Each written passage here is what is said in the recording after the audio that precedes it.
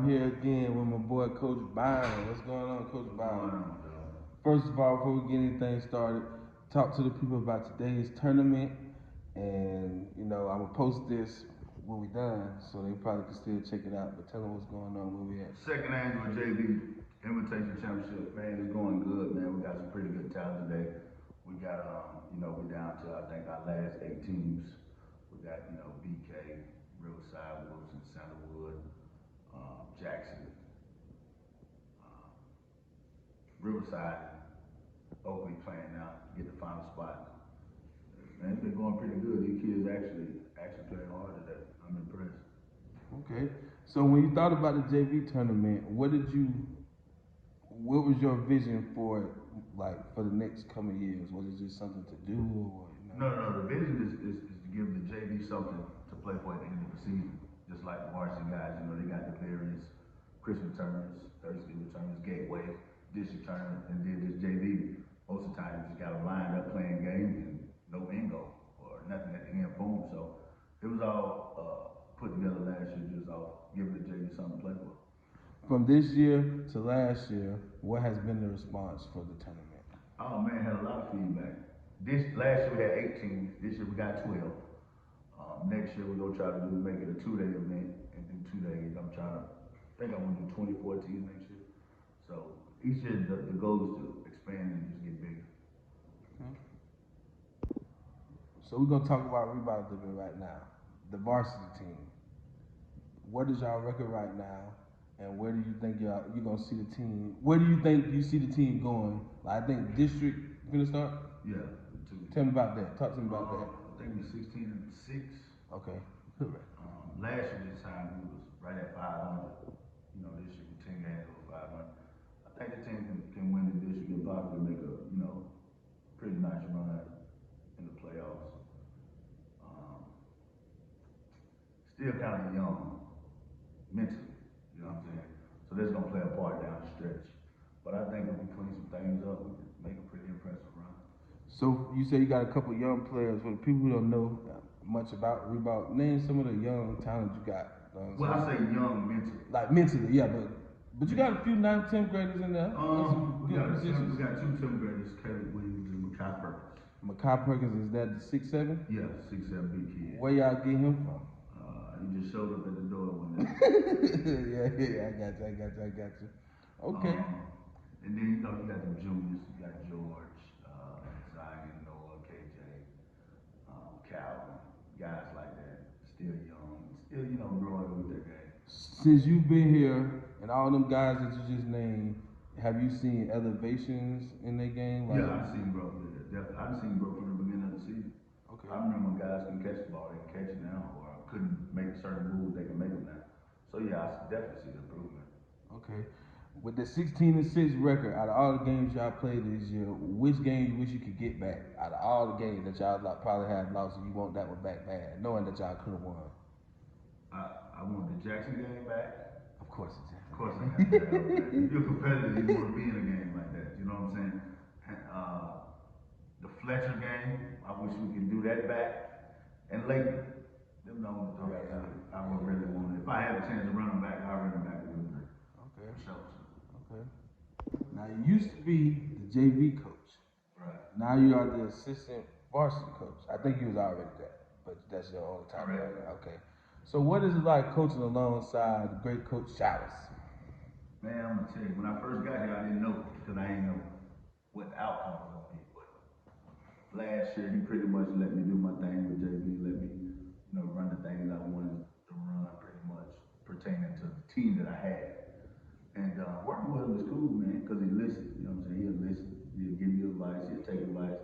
He's just not one of them ones that's so headstrong that everything got to be his way or he got to win the game this way. He'll really listen to you. If you got some good advice, he'll take it. Okay. So I came here to Ribault on y'all senior night. Tell me a little bit about the Ribault culture since you've been here. It's a rich heritage, and everybody can't be a part of the Ribault culture. So just let us in on that. I'm gonna tell you,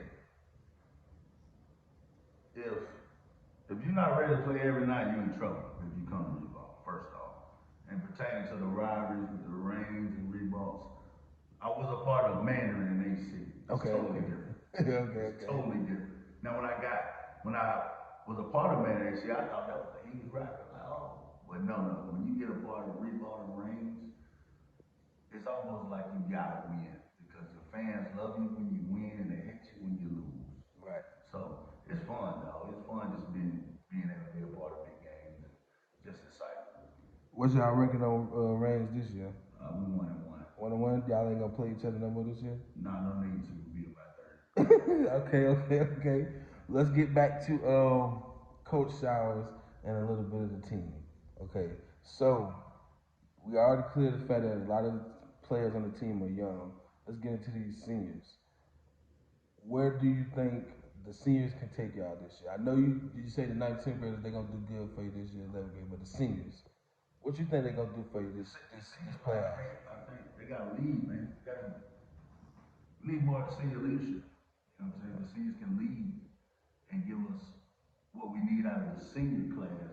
We can really be okay if they really just buckle down and focus on the task at hand and understand that tomorrow can be over. You know what I'm saying? I know it's late in the season and trying to prep yourself to prepare for these big games. It couldn't happen. Right. It ain't a light switch like I tell the kids all the time. You can't turn it on, turn it off. But if the seniors give us what we need, we'll be fine. Okay. Yeah. AAU season is coming up very soon. You know what I'm saying? You know, you're part of North Florida United, OTOD. Shout out OTOD. That's how I got my start. You know what I'm saying? So going to that, man, what are some of the big things we got for us to look to this year? OTOD, we got a real nice exposure schedule in line for them guys. I'm really excited about that team, that 2023 team that we're gonna put together to put in front of people this year. North Florida United, you know, it's some hidden gems that I ain't dropped yet, and I probably won't drop them yet, but they are in a nice position as well because of the team before. Right. You know, put us in a position to be able to get some of the things we get. Right. To be able to go some of the places we're going. Right. Shout out to our partners on the other side. So, what all age groups and etc. do you have for OTOD? For someone who might want to join OTOD and they don't know how to get in contact with you, they don't know nothing. OTOD, the boys side, 9 through 12. Okay. We're gonna run 9 through 12. If we get enough 8th graders, we're gonna do that too. Then we got the girls they got an 8th grade team, they got a 10th grade team, they got an 11th grade team. Okay. So this year that's what we're gonna offer. Like I said, the boys, we can get some middle school kids and they want to get ready to play basketball. We'll put something together and make sure they be able to play basketball as well. But I'm really excited about OTOD 2023 and North Florida United. Be on the lookout. So there are a lot of good teams in the area. 2022, everybody got a good record. What's your top five? Top five schools in the area of Jacksonville right now. Hey, believe it or not, check it out. And I give these boys the hardest time because they play for me, and they know that I give them a hard time because of that. But Jackson is the best team in Jacksonville High School. I said it. So whoever get mad, they can get mad. I'm gonna tell you, they got something that nobody else has. They got two bigs. And Stephon Payne's shot changing ability, not shot blocking, shot changing ability is a big plus for them.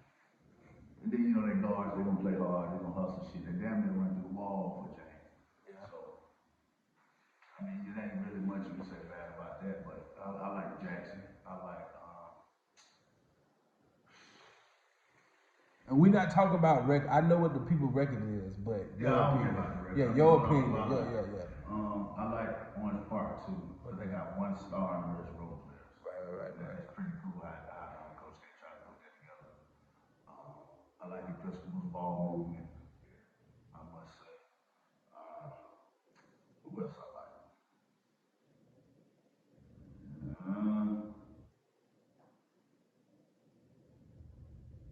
I like Ribault Trojans. Of course. We all like the Trojans. You know, you knew that. I like them boys. That's city and who I like to watch. Okay, not to get off topic, but shy away from the teams, players. I like Lee too. Oh yeah. Shout out to Lee. Lee look good. Lee look good. I just watched him. Yeah, Lee nice. Well, what are some of the players in the area that you think deserve a little more spotlight than what they get? Just a few players. I seen the guy, not to cut you off. I seen the guy, LeJay. LeJay Jones. I ain't never really get to see Actually, him people like what I that. said about LeJay Jones in the summertime. Okay. Just ask. I'm gonna ask a couple of people. Ask me. I think he's legit. LeJay Jones, to me, is the best player in Jackson. That's the argument. I've had an argument with a couple of people about that. And before I said him, I had a debate with James Morrow until he got hurt. He got hurt and it kind of dropped his stock for me. But for a second, I thought both of them was running hand in hand because they impact. But James, he can go get a double if not. I like Sabino too. but at times I think Sabino be put in a position where he got to take bad shots because he's still size Sabino. So, and of course, I like all the guys who play for OTOD, Stephon Payne, Dre, Andre, Benny McDuffie's, and the Camerons, and all that. I can name. So one of your OTOD AAU players had a little situation this year where they were not able to continue going to the school that they were going to. We're gonna talk about the school. We ain't gonna really mention too much. Right. But now he's playing for a national team, a school called Potter's House. Right. How you think that's gonna work out for him for the rest of the basketball season? Shout out to the haters. He made too much noise out there. That's all. Man, I think it's gonna be alright. You know what I'm saying? He's big enough, man. He's how to play the game. He know what to do. So it ain't like he going into familiar territory. The game the same. The game don't change. So I think he's gonna do well. Probably land him at a bigger spot than he was before. Like I said, shout out to the haters. I really think he's the top point guard in Jackson. I think he's the best point guard. I just think he just play the game. He just play the game. He know what to do. He get the ball to the big. He know how to shoot off the screen. One dribble pull up. He play defense. I think his defense very underrated because he's small, but he's locking up. You know what I'm saying? Correct. So yeah. And somebody ain't gonna agree with you. He's the best point guard in Jackson. I'm telling you that. He's one of the ones who can pick his game up and go play for any school. I don't care what nobody says.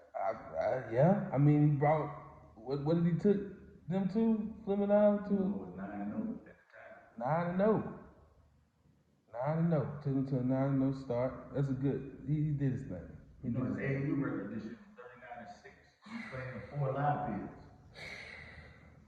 I didn't see him cut the head off Sweets.